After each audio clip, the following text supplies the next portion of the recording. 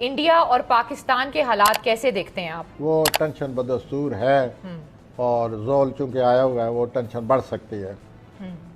और ये जोर रहेगा अगले साल मार्च 2023 तक रहेगा। तो अगले साल मार्च 2023 तो यही है कि टेंशन बढ़ सकती है, ज़्यादा बढ़ सकती है।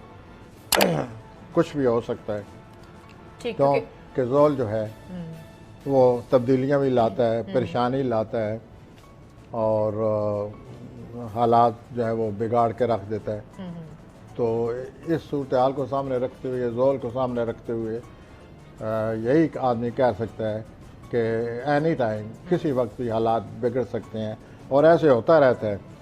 वक्ती तौर पर हालात बिगड़ जाते हैं, फिर खामोशी, फिर बिगड़ जाते हैं। तो ये जोल को इससे होता रहेगा।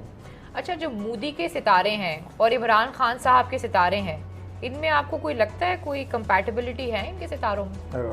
Not at all, zero. वो जो मोदी है वो सरासर पॉलिसी है। मोदी जो है वो सरासर पॉलिसी है, क्योंकि उनका जो बुरुज है वो है वर्गो। अच्छा, वर्गो के लोग जो होते हैं वो सरासर पॉलिसी के मालिक होते हैं। इमरान साहब का जो बुरुज है वो है मीज़ान। बिल्कुल ऐसे जैसे हम ये लोग तावन करने वाले होते हैं, अपनी तलवसा कोशिश करेंगे तावन करने की। ठीक हो गया।